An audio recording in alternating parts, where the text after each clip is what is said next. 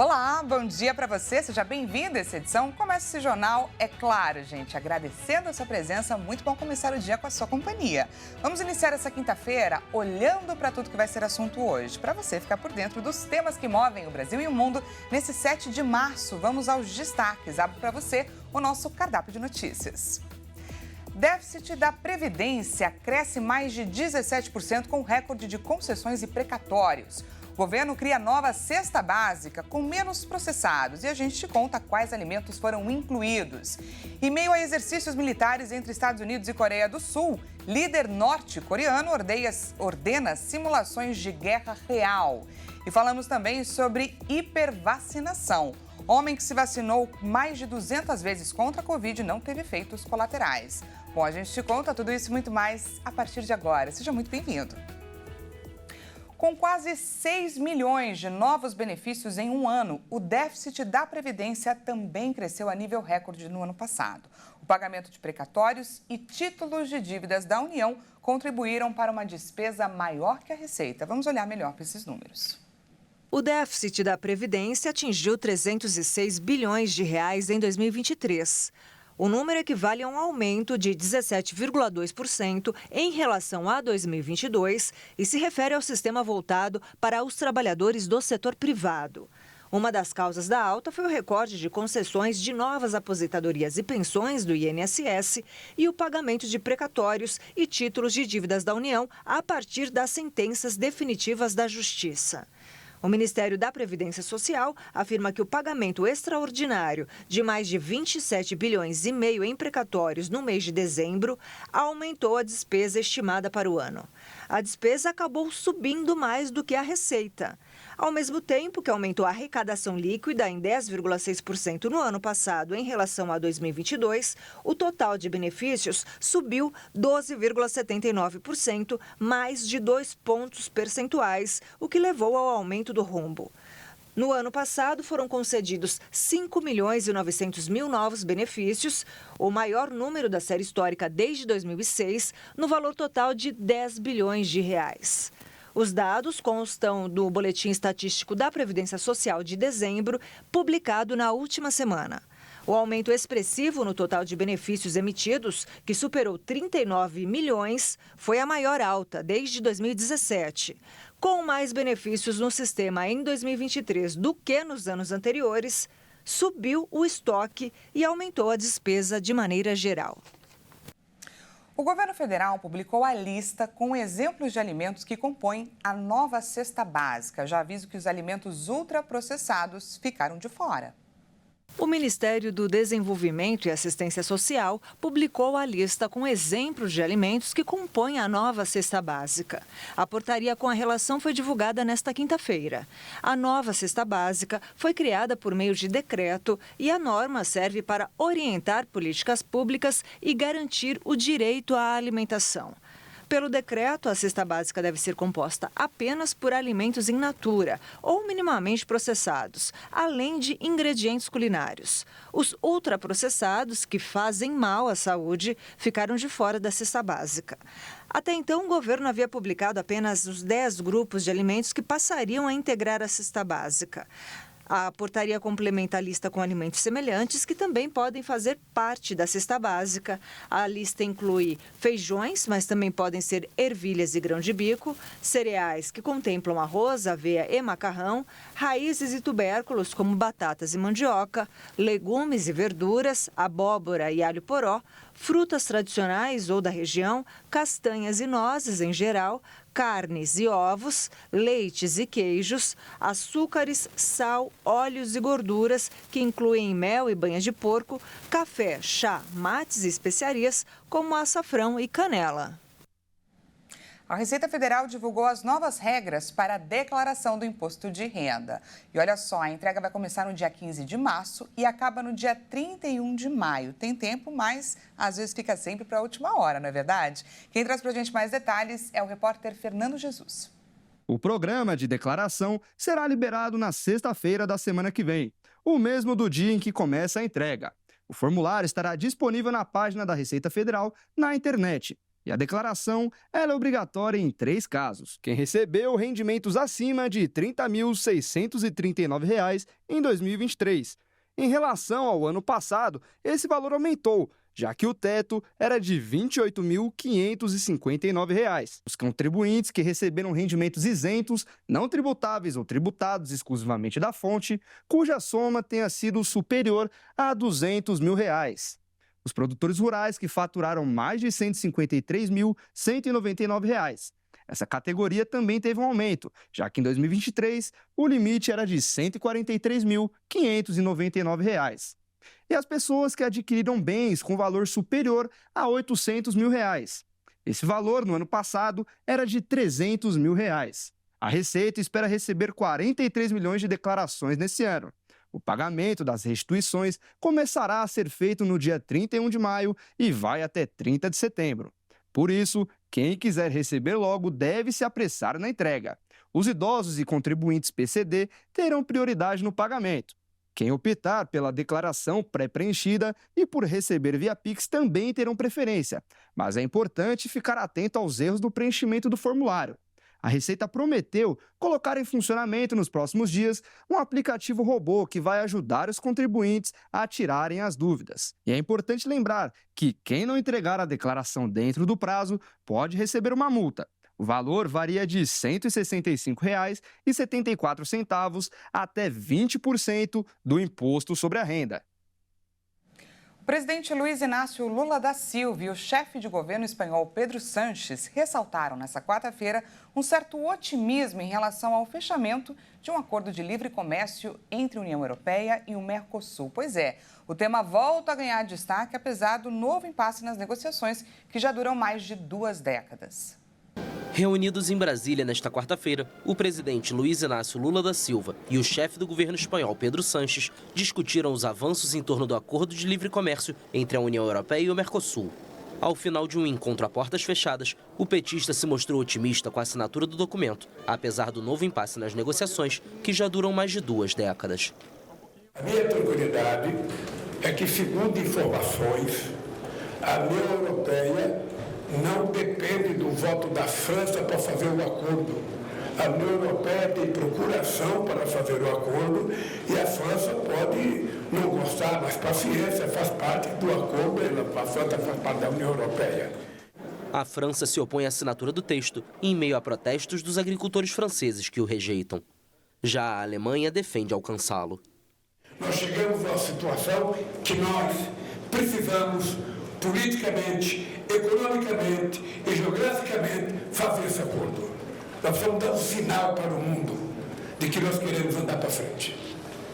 Por isso eu estou otimista. Sánchez destacou que a invasão à Ucrânia e o confronto com a Rússia tornaram um acordo ainda mais necessário para a Europa. Para o governante espanhol, o tratado não apenas criaria a maior área de livre comércio do mundo, mas também uniria 2 blocos com visões semelhantes sobre a democracia e a luta contra as mudanças climáticas. Agora, 8h39 pelo horário de Brasília. A gente vai para um rápido intervalo e na volta você confere. Em meio a exercícios militares entre Estados Unidos e Coreia do Sul, líder norte-coreano ordena simulações de guerra real. E falamos também sobre hipervacinação. Homem que se vacinou mais de 200 vezes contra a Covid não teve efeitos colaterais. A gente volta já já. Não perca!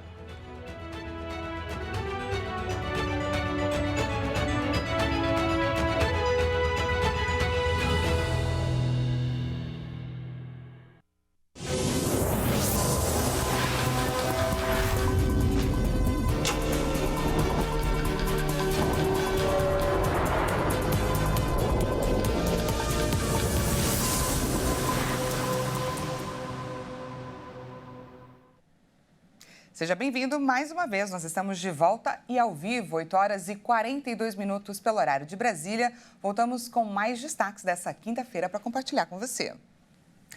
As mulheres são a maioria da população brasileira, têm nível de escolaridade maior que os homens e nos últimos 10 anos assumiram a chefia de mais de 50% dos lares. Mas tudo isso não foi suficiente para que elas, ou melhor, para que a gente continue ocupando um espaço maior no mercado de trabalho. Quem traz para a gente mais detalhes é a nossa repórter Maria Clara Leite. Segundo a Pesquisa Nacional por Amostra de Domicílios, no último trimestre de 2023, a taxa de desemprego entre as mulheres ficou em 9,2%, enquanto os homens atingiram um índice de 6%. E nem mesmo a maior escolaridade entre elas tem sido capaz de mudar esse quadro. Enquanto 19,4% das mulheres com 25 anos ou mais tem nível superior, apenas 15% dos homens da mesma faixa etária têm essa formação. Eu conversei com uma especialista que explica por que as mulheres têm enfrentado as maiores taxas de desemprego no Brasil. Acompanhe. Pensar na situação da mulher hoje no mercado de trabalho é pensar numa questão sócio-histórica cultural, ou que a gente chama, muitos conhecem como estrutural, ao longo da sua história de como ela se formou. Traduzindo isso, o que significa? Sua história é constituída no exercício do papel de quem é a mulher, né? Quando a gente fala de ontologia, a gente está falando da razão de existência. E nesta razão de existência, de que a mulher existiu, a mulher ocupa alguns papéis, e nesses papéis algumas categorias e características. É vulnerável, é um sexo mais frágil, é um sexo mais emocional. Isso se constituiu ao longo da sua história. O que é importante declarar é que no segundo semestre de 2023 foi sancionada uma lei já sancionada, já assinada pelo presidente, onde é punida qualquer tipo de discriminação para a mulher, né, que tenham as mesmas posições do que os homens. Sancionando essa lei, né, as empresas, inclusive, vão ser reguladas por um relatório mensal, inclusive onde essa fiscalização vem em vários âmbitos, e um deles é essa possível discriminação por função ou por salário. Então, é importante a gente olhar, né, para esse momento que nós estamos vivendo sócio-histórico e falar nessa mulher do futuro, que é essa mulher que se conhece, se apropria e que busca os seus talentos e se afirmar em cima do seu talento e não do seu gênero.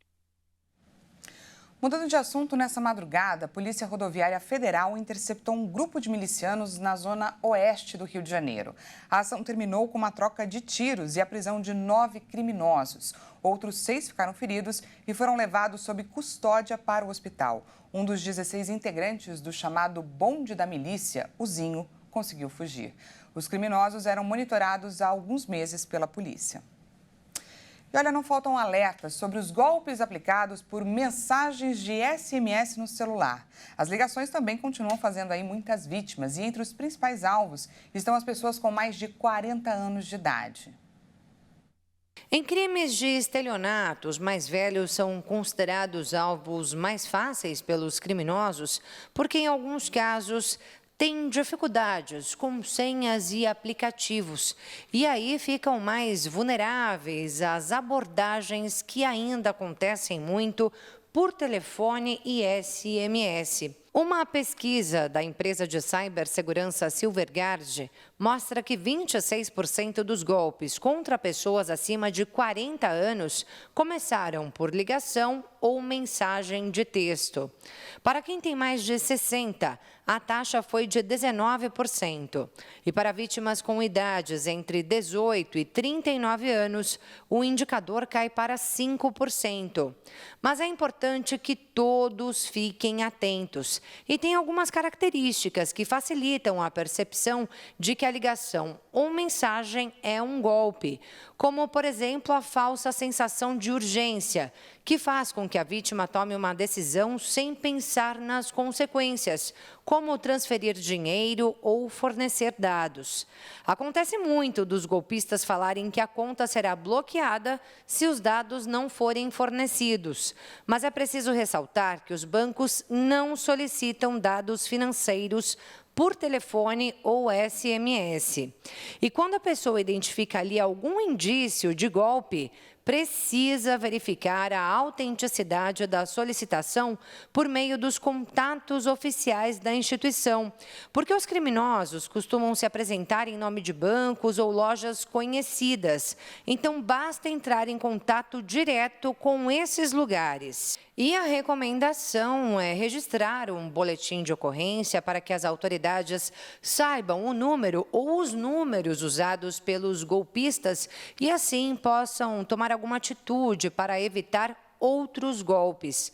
O crime de estelionato tem pena de 1 a 5 anos de prisão. Vamos agora de destaque internacional. O líder norte-coreano Kim Jong-un exibiu uma arma durante a inspeção de uma importante base de treinamento operacional, onde ele pediu às Forças Armadas que intensifiquem as simulações de guerra real. Esse episódio acontece após a Coreia do Sul e os Estados Unidos iniciarem exercícios militares conjuntos. Kim conversou com soldados fortemente armados e observou as manobras de tiros, segundo as imagens divulgadas pela agência oficial KCNA. Durante a visita na quarta-feira à base na região oeste do país, Kim afirmou que o exército da Coreia do Norte deve intensificar de maneira sustentável as simulações de guerra real, destinadas a aperfeiçoar rapidamente suas capacidades de combate para uma preparação perfeita para a guerra. A visita aconteceu no momento em que a Coreia do Sul e os Estados Unidos executam o exercício anual Escudo da Liberdade, que inclui manobras de campo, interceptação de mísseis e disparos com munição real. Pyongyang chamou as manobras de temerárias e alertou que os dois países pagarão caro. A Coreia do Norte afirma que os exercícios de Seul e Washington são um treinamento para uma invasão e disparou mísseis para coincidir com as manobras. A Coreia do Sul afirmou na terça-feira que o exército está preparado para possíveis provocações do norte. Congressistas dos Estados Unidos apresentaram nesta quarta-feira um projeto de lei que facilita o investimento e a adesão dos países latino-americanos ao acordo Estados Unidos-México-Canadá para contrabalancear a influência da China e reduzir a migração. Congressistas americanos apresentaram um projeto de lei para frear a China na América Latina. O Congresso dos Estados Unidos avalia que Washington não está prestando atenção suficiente à América Latina. Uma crítica compartilhada por muitos líderes latino-americanos que acabaram fazendo negócios com a China, cada vez mais influente na região e um parceiro comercial inevitável. O projeto de lei tenta remediar isso através do investimento e da criação de uma cadeia de suprimentos comerciais, que geraria empregos em toda a região e, ao mesmo tempo, abordaria as causas da migração, um dos principais problemas para o presidente democrata Joe Biden antes das eleições. Se adotado, o projeto vai permitir que as empresas americanas que atualmente estão na China retornem aos Estados Unidos e ao resto do hemisfério, afirma a congressista Maria Elvira Salazar em um vídeo postado na rede social X. O projeto beneficiaria tanto a América Central quanto a América do Sul, acrescenta Salazar, uma das impulsionadoras do texto bipartidário. Esse projeto de lei criaria um programa de empréstimos dos Estados Unidos para a realocação de 60 bilhões de dólares para transferir empregos da China para os Estados Unidos. Além disso, estabelece um programa de subsídios para a fabricação de têxteis, dispositivos e equipamentos médicos na América Latina e no Caribe. No México, enquanto o presidente Andrés Manuel López Obrador fazia uma coletiva de imprensa, um grupo de manifestantes invadiu o palácio em protesto, exigindo justiça pelo desaparecimento de 43 estudantes. O caso aconteceu em 2014 e hoje, quase 10 anos depois, familiares exigem por respostas. Manifestantes invadiram nesta quarta-feira o Palácio Presidencial do México. Dezenas de pessoas, alguns encapuzados, arrombaram uma das portas com uma caminhonete, enquanto o presidente Andrés Manuel López Obrador dava sua entrevista coletiva matinal.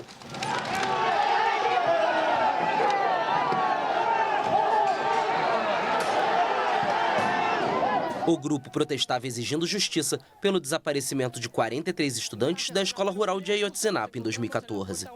López Obrador denunciou uma provocação. A atitude no de los padres, sino de los asesores y de las organizaciones. A atitude, não dos pais, mas dos conselheiros e das organizações que supostamente defendem os direitos humanos, é, na melhor das hipóteses, uma atitude política muito conflituosa contra nós. Sim, muito de confrontação em contra nossa.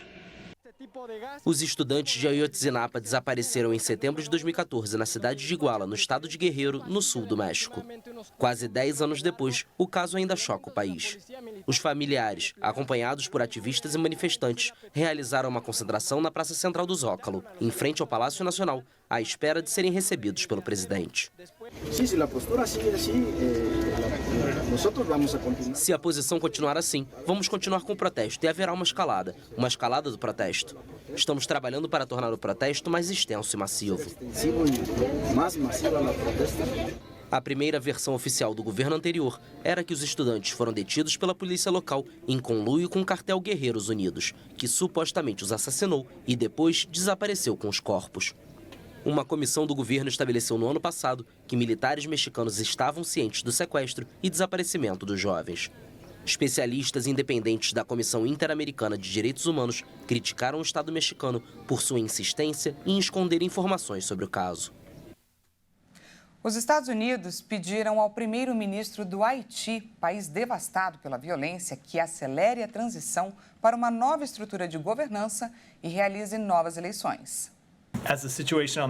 À medida que a situação no terreno se torna cada vez mais terrível, continuamos a apelar às partes interessadas, incluindo o primeiro-ministro, para que façam concessões no interesse do povo haitiano. Não estamos pressionando a demitir-se, mas pedimos a acelerar a transição para uma estrutura de governança fortalecida e, inclusive, que avance com urgência para ajudar o país a se preparar para uma missão multinacional de apoio à segurança, para resolver a situação de segurança e preparar o caminho para as eleições livres e justas.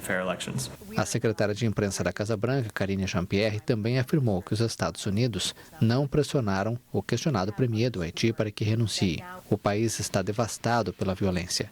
Ariel Henry pousou na última terça-feira em Porto Rico e informou o gabinete do governador desse território americano. O Departamento de Estado não quis entrar em detalhes sobre os planos de Henry, nem explicou por quanto tempo ele será autorizado a permanecer nos Estados Unidos. Um alemão que se vacinou deliberadamente contra a Covid, 217 vezes, não reportou nenhum efeito colateral. Especialistas alertam que até agora não se sabe os efeitos da hipervacinação no corpo. Mas no caso deste homem de 62 anos, não foram encontradas alterações em seu sistema imunológico. Vamos ver.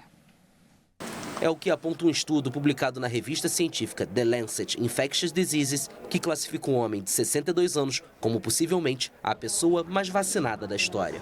O alemão, cuja identidade está sendo mantida anônima, se vacinou diversas vezes, apesar dos conselhos médicos. As primeiras notícias sobre o caso surgiram em 2022, quando os investigadores já detectaram que ele havia sido vacinado 90 vezes. Embora inicialmente se suspeitasse que ele pudesse estar envolvido em um esquema de tráfico ilegal de certificados de vacinação, a investigação do Ministério Público foi encerrada sem acusações contra ele. De acordo com o estudo, a acusação constatou que o réu foi vacinado 130 vezes em 9 meses. Mas o homem afirma ter recebido 217 doses de 8 vacinas diferentes ao longo de 29 meses, incluindo todas as versões baseadas na tecnologia de RNA mensageiro. Alguns cientistas acreditam que depois de receber tantas vacinas, as células imunológicas de um corpo se tornam menos eficazes, pois se acostumam com os antígenos. Os pesquisadores disseram que esse não era o caso do homem, cujo sistema imunológico funciona perfeitamente. Mas alertaram para não tirar conclusões excessivas e esclareceram que não endossam a hipervacinação. Bom, e antes de encerrar, vamos viajar até Paris, capital da França, local que será a sede dos Jogos Olímpicos de 2024. Dessa vez, vamos dar uma olhada no Rio Sena, ou para os fluentes em francês, La Seine. Olhando por esse ângulo, paulistanos irão concordar comigo. Nos lembra e muito nosso Rio Pinheiros, não é? Nossa marginal Pinheiros. Mas queria pedir que a gente faça junto um exercício de imaginação, já que é nesse local que será celebrada a abertura dos Jogos Olímpicos de Paris. Pois é, segundo o prefeito da região, 180 barcos farão aí o desfile por esse Rio Sena. 94 deles serão utilizados para o transporte dos atletas, enquanto 86 vão ficar aí para os agentes de segurança. E todas as delegações aceitaram, sim, participar do desfile de abertura no Rio. Essa edição nem começou, gente, mas já entra para a história como a primeira vez que uma abertura das Olimpíadas acontece fora de um estádio. E é com essas imagens do Rio Sena que a gente encerra o jornal de hoje. 10 horas, Juliana Dariva chega com mais informações para você e à 1 da tarde eu estou de volta com o balanço das notícias da manhã dessa quinta-feira. Não perca, até lá!